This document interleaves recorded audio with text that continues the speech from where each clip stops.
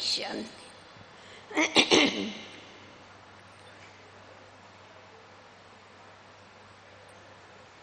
हमारी प्यारी मीठी आदरणीय जानकी दादी का जीवन एक खुली किताब थी। इस ईश्वरीय मार्ग पर चलने में भी कितनी कठिनाइयों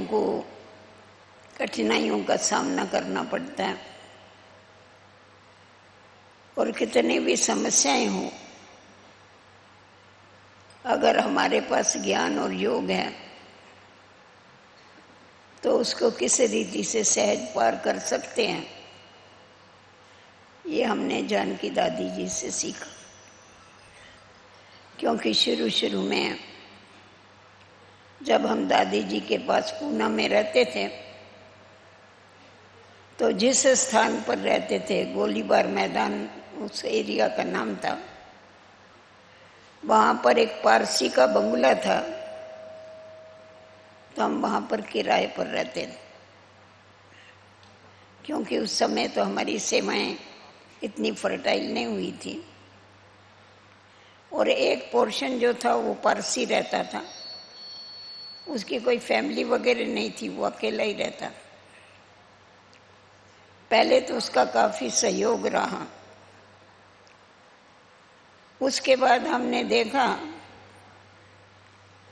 कि उसको वो बंगला खाली कराना था।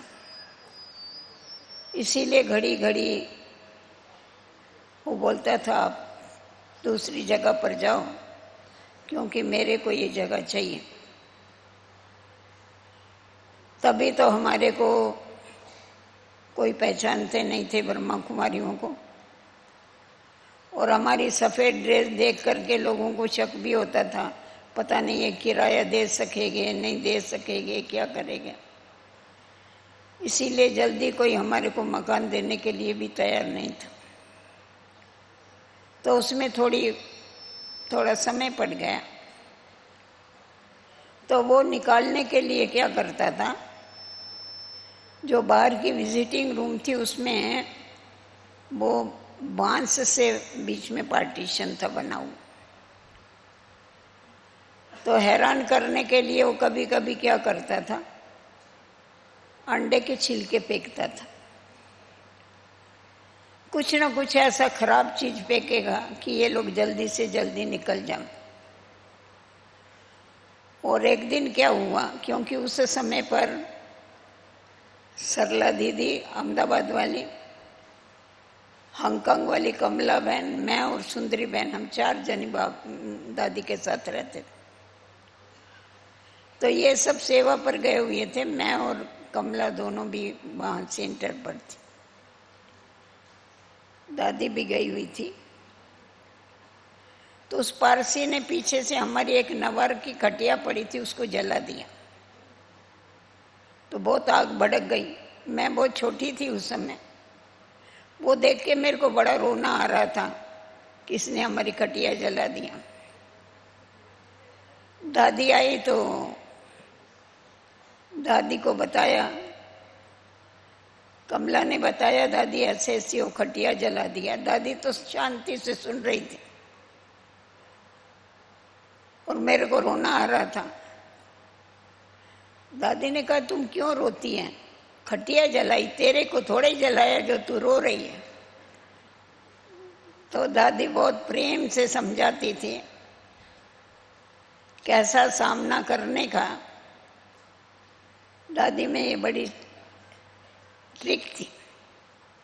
वो इतना टेढ़ा चलता था तो भी दादी उसके साथ बहुत रिस्पेक्ट और प्यार से चलती थी। दादी ने कभी भी उसको शब्दों से भी दुखाया नहीं। काफ़ी समय पर ऐसा उसके साथ रहना हुआ। फिर उसके बाद जब भी दूसरा मकान मिला तभी वो छोड़ करके ही गए हम। तो हमने देखा कि इतना धीरज और इतनी सहन शक्ति तो कोई साधारण व्यक्ति में नहीं होती है। वैसे दादी को तबीयतों की भी, हेल्थ की भी बहुत प्रॉब्लम्स होती थी बीच बीच में, परंतु दादी कभी भी केयर नहीं करती। सारा समय दादी बिजी रहती थी सेवा में, और बिजी रहने के कारण औरों को भी बिजी करती रहती थी। तो बाबा तो ज्ञान का सागर है, ज्ञान को हमेशा प्रकाश कहा जाता है। तो ज्ञान प्रकाश तो हम बच्चों को देता है, कर्म अकर्म विक्रम की गति समझाता है, जन्म देता है, परंतु माँ जो होती है वो बच्चों को चलना सिखाती है। तो दादी ने हमारे को, क्योंकि नहीं होने के कारण ईश्वरीय जीवन क्या होता है ये हमको मालूम नहीं था, तो ईश्वरीय जीवन में कैसे चलना है, ईश्वरीय जीवन का कैसा आनंद लेना है, अपना समय और श्वास कैसा सफल करना है, ये प्रैक्टिकल में सिखाया। कोई भी डिफिकल्टी होवे तो उसका कैसा मुकाबला करना है, ये सिखाने से बोलने से नहीं सीखते हैं, पर हम जब सामने वाले को देखते हैं तो उनके कर्मों के द्वारा हमको स्वतः ही वो सीखें मिलती हैं। तो इसीलिए दादी का जो भी कर्म था वो ज्ञान युक्त और योग युक्त होता था। और मैं देखती थी दादी को शुरू से लेकर के ही ज्ञान का मंथन करने की बहुत टेव थी। क्लास पूरा होता था तो दादी एकांत में एक कोने में बैठ जाती थी,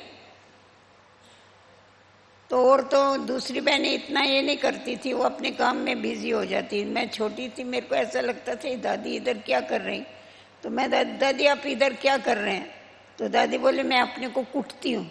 मैं बोला कूटती, कुछ हाथ में तो दिखाई नहीं पड़ता है। तो हम बोला आप कैसे क्या कूटते, क्या कूटते हैं दादी, तो दादी बोला मैं ज्ञान को कूटती हूँ। जितना बाबा हम बच्चों को सुनाता है उसको अपने अंदर उतारती हूँ, उसके ऊपर विचार सागर मंथन करती हूँ। तो हम कहते थे दादी हमको भी कूटना सिखाओ ना, एक ऐसा कूटने का है। तो दादी से हमको भी विचार सागर मंथन करने की, जैसी क्या दादी हमारे अंदर भी वो कला भरती गई और हमको भी सिखाती थी वो जरूर। और हमेशा हम देखते थे दादी कितनी निर्माण थी, कितनी सहनशील थी और बड़ी इकोनॉमी वाली थी।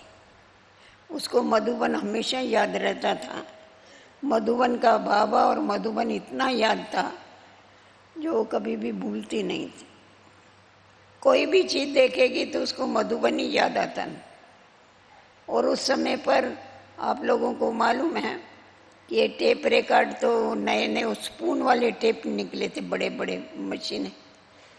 तो बाबा की मुरली आती थी उसमें, फिर बीच में रखते थे, थोड़े ही लोग होते थे, बीच में रखते थे, चारों तरफ बैठते थे और बैठ के हम लोग मुरली सुनते थे बाबा। पर हम देखते थे दादी इतनी चातुक होकर के मुरली सुनती थी जो एक भी पॉइंट कभी उससे मिस नहीं होती। तो बहुत दादी ने अपने ऊपर मेहनत किया, अपने जीवन को इतना आदर्श बनाया। और हमने देखा दादी का ब्राह्मणों के साथ भी कितना प्यार होता है। दादी जब फॉरेन में गई, वहाँ से आने के बाद उसने अपना अनुभव जब बताया, और दादी गई तभी क्या एक थैली थी दादी के पास सिर्फ कपड़े के। ब्रिजेंद्र दादी बोला देखो कैसा जा रही है, जैसा किसी गांव में जा रही, इतनी सिंपल दादी, बहुत सिंपल। तो फिर आने के बाद उसने अपना अनुभव बताया, तो ब्रिजेंद्र दादी को बता रही थी वहाँ पिज़्ज़ा होता है, तभी यहाँ तो भारत में इतना पिज़्ज़े का फैशन नहीं था, वहाँ पिज़्ज़ा होता है। तो ब्रिजेंद्र दादी ने कहा पिज़्ज़ा क्या होता है। तो दूसरी बारी जब भी दादी आई तभी खास वहाँ से पिज़्ज़ा बना के आई और एरोड्रम से सीधा सायन में आई, दादी के लिए पिज़्ज़ा लेके आई और दादी को बताया देखो इसको पिज़्ज़ा बोलते। तो कितना मतलब आपसी स्नेह और प्यार था, ये उनके कर्मों से मालूम पड़ता था, सीखने को मिलता था कि हमारा आपसी कितना प्यार होना चाहिए, स्नेह होना चाहिए। क्योंकि हम इतने 5000 बरस के बाद मिलते आपस में भाई बहनें, तो हमारा बहुत ही स्नेह होना चाहिए। तो दादी के तो इतने गुण हैं जितना वर्णन करे उतना कम है। और खास हमारे ऊपर तो दादी का बहुत ध्यान था, क्योंकि मुझे मालूम नहीं था, मुझे दादी ने बताया था कि बाबा ने हमको बोला कि इस बच्ची को तुम ले जाओ, परंतु ये तैयार करके मेरे को देना, मेरे को ये ब्रिजिंद्रा को देनी है। तो इसीलिए दादी मेरे ऊपर मेहनत करके तैयार कर रही थी मेरे को। और क्योंकि शुरू में मैं वहाँ साइन में रहना नहीं चाहती थी, हमारे लोग संबंधी आते थे, मैं बोला बाबा मैं इतना नज़दीक उनके नहीं रहूँगी, परंतु दादी बाबा को ये लक्ष्य था कि इसको यहाँ रखना है, तो इसीलिए बाबा ने मुझे पूना में ही भेजा। और दादी ने मेरे को प्रैक्टिकल में ऐसा तैयार कर दिया जो थोड़े समय में नष्टो मोह स्मृति लब्धा बन गए। और हम वहाँ से फिर आकर के बाबा ही जब बॉम्बे में आए थे, बाबा ने कहा बच्ची अभी तुम इधर रह जाओ, तो फिर मैं तभी से लेके बाबा ने मुझे सायन में रखा, तब से लेके हम सायन में रहे और सेवाएं किया। तो मतलब दादी ने हमारे को जीना भी सिखाया, पुरानी दुनिया से मरना भी सिखाया, और सेवाएं कैसे करनी ये भी सिखाया, सब कुछ सिखाया। तो हमारी जीवन दात्री थी, इसीलिए हमें दादी के लिए बहुत आदर और बहुत प्यार है। यही हमारी उनके लिए श्रद्धांजलि। ओम शांति।